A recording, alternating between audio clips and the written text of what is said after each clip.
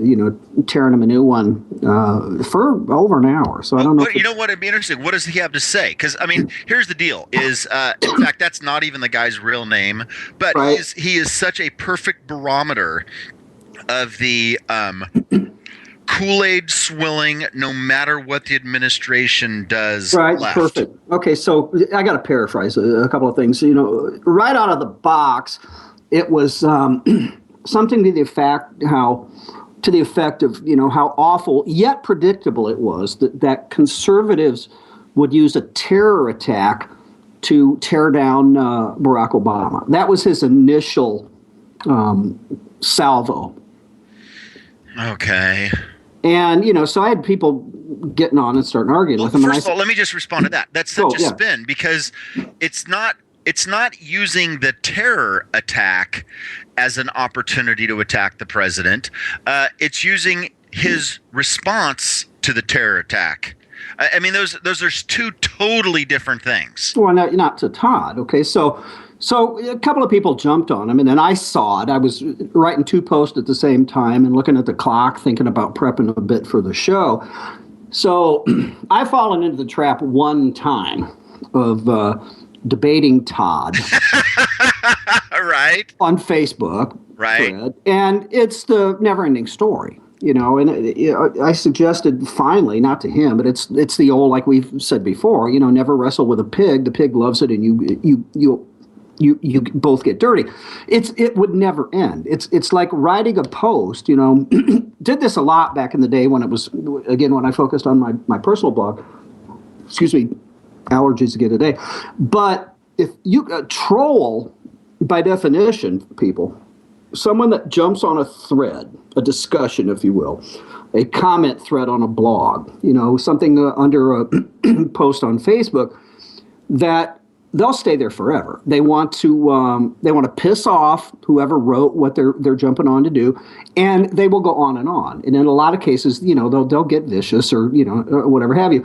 So I simply said, I don't know if I remember them all. I said, Todd, a few points, and I got to get back to work. Not interested in the forever wrestling match today. I didn't say that, but something to that effect.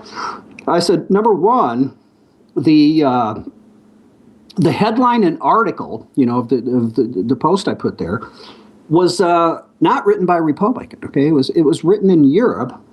I said, secondly, it's not Republicans attacking Obama. You've got Europe doing it. You have multiple members of the liberal media over the weekend. Even Andrea Mitchell came out and just condemning him for this. And I said another couple of things. So, I left. I keep seeing, messages pop up.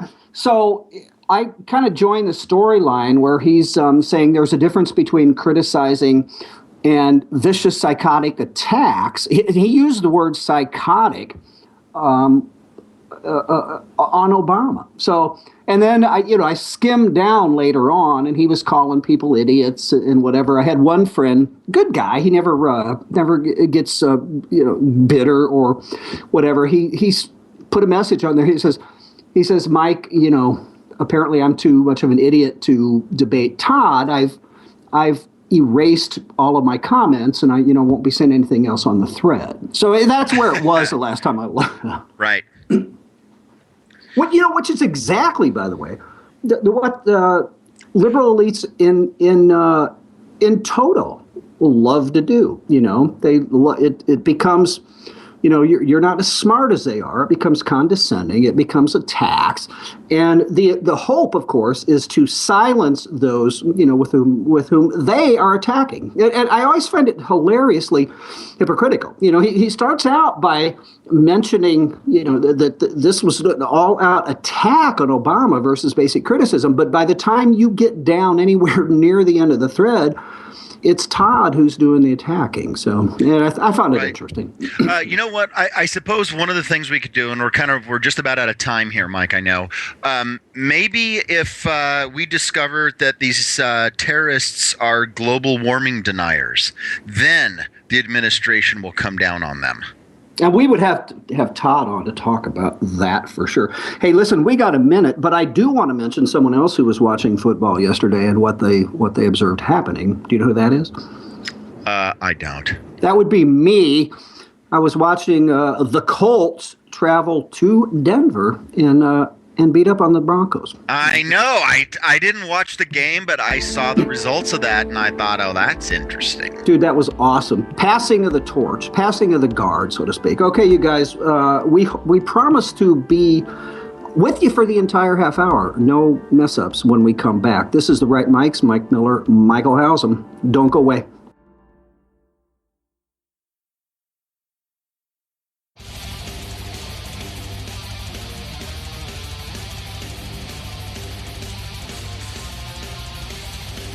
Hey, this is Johnny Cates, author of Buzzkill, and you are tuned in to Vigilant Liberty Radio. Get it on.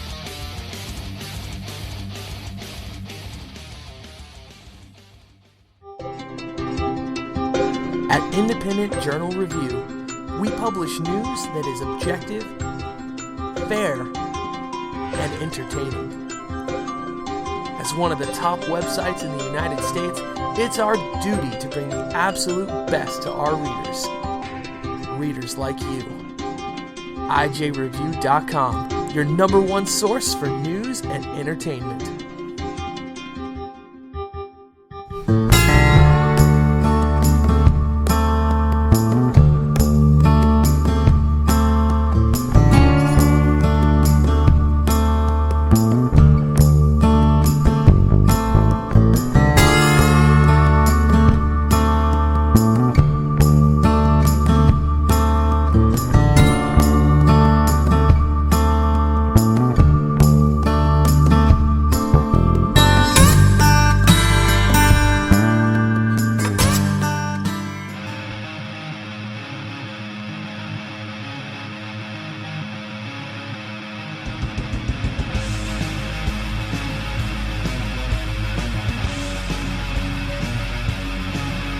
This is Ed Morrissey of HotAir.com, and you're listening to Vigilant Liberty Radio.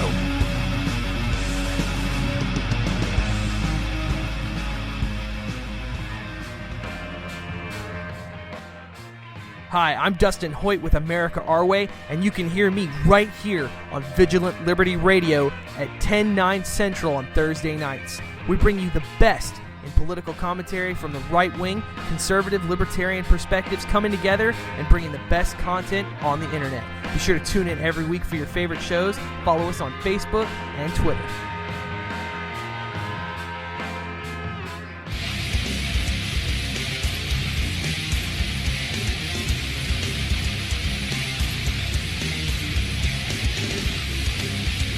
If you think paying for food stamps is more important than paying for veterans, you might be a liberal. Around here, we call you an idiot. Vigilant Liberty Radio.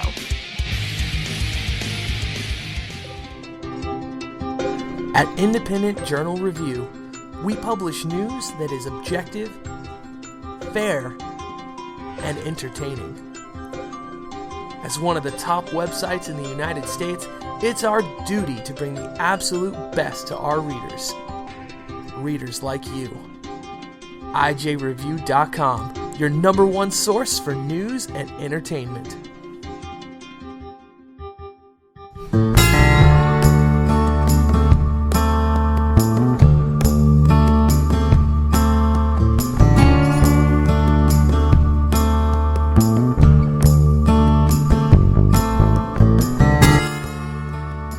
Welcome back to the show. Oh, go ahead, Mike. You run. No, okay. Welcome back to the mic. See, now you got me messed up. To the right mics with Mike Miller and Michael Howsam. 412-567-6879. Dude, we didn't talk, and I figured since you brought us in first time I'd bring us back. But that's why we normally communicate. Yes, Jessica, the bump in music was way too loud. A little bit of, yeah. Okay, so Howsam, you wrote some good stuff over the weekend, man, and I saw this happen. And then I saw the post that you put up about it. But wait, you saw it happen live? Yeah. So you tell the folks about Shep Smith's encounter with this dude, and then we're going to play the clip. Okay, this was very interesting, and also the comments on it have been all over the place as well. So here's the thing: during the live coverage of the Paris shootings, Shep Smith is, it's breaking news. There's stuff happening all the time. He's getting reports on the ground from people. So then, the New York Times reporter Steve Erlinger calls in. And then there's an interaction between the two of them. And then on the clip, I cut out about a minute where Erlinger was talking. And you'll be able to hear why. Jess, why don't you go ahead and play the clip? We need to be careful in the moments after such a thing. You don't have to tell me that. Well, that's I hope, true. Sorry? Oh, I'm sorry. I didn't know the mic was up. I need the prompter to go back to this guest, not to that. And I'm very curious about, you said we need to be careful. On what matter did you think we were not careful based on what you just said and on what we just reported, Mr. Erlanger? I mean, frankly, I have not been listening very carefully. So you just said that because to what? You. No, I'm not getting in a fight with you. I'm simply saying that, look, you asked me to come and talk to you. I'm telling you what I think I know. What you told me is that you thought we needed to be careful, and what I can report to you, sir, is that we're being very careful. Either you're going to let me talk or you're not. Steve Erlanger from the New York Times. It's nice to speak with you. Thanks very much. Ed Henry on the North Lawn at the White House. You're either going to let me talk or you're not. Oh, Steve Erlinger from the New York Times. Thank you, Steve. Thanks for playing, pal. Yeah, thanks for the value add here. And your warning, your condescending, know-it-all, lefty liberal. Well, we have to be very careful about. Yeah, thanks. My personal, excuse me, and this was just entirely based on my personality. It would have been to light this guy up just a little bit, and you probably would have been. Maybe I'm just going to guess. You have to tell me, but I want to tell you what I think you might do. You might be somewhere in between the complete, total, calm as can be professional approach that Shepard Smith took to this guy, and the brilliance in which he cut him off, and me. I wouldn't go crazy, but I would, I would have been on the other side. Like, where would you fall in that continuum? Well, I like to think that I would have been as composed and professional as Shep was. Mm-hmm. On the other hand, I'm not necessarily a directly confrontational guy, but I would not have been able to get past it. Like, wait a second. What did you just do? I asked you a question about something going on, and you're warning me about, well, you need to be. Exactly. No, I don't mean I did. Call him a, whatever, and then, do the equivalent of slamming the phone down on him. But I would have challenged him more in terms of what you just said. Yeah, that's exactly right. I thought Shep really handled it incredibly well. Oh, it was brilliant. And, it's funny. Some of the comments that are down below, some of them were like, well, each second of airtime costs thousands of dollars. Why waste sponsors' money on someone who was trying to lecture Shep on how to report? Where somebody else came in and said, well, Shep should have given the guy a chance to explain himself, and now an opportunity to look, Shep can be arrogant, but, sometimes it's funny, Mike. I don't know about you, but I rarely go through the comments on our articles. I never do. I virtually never. I mean, if somebody does it's funny on the site. I don't if I post them on my Facebook wall or on my quick plug here, House Rules with Michael Hausum public Facebook wall, or on Twitter. If I post them at any of those three places, and I'll have conversation all day long about it. You know what? And I think let me just on that point. I'm completely on board with what you just said. If it's on my Facebook page, well, not as much always, but if it's on my personal blog, definitely, because you know you're going to get engaged, and it's just you responding. But I think when we get to IJR, and folks, I mean, there are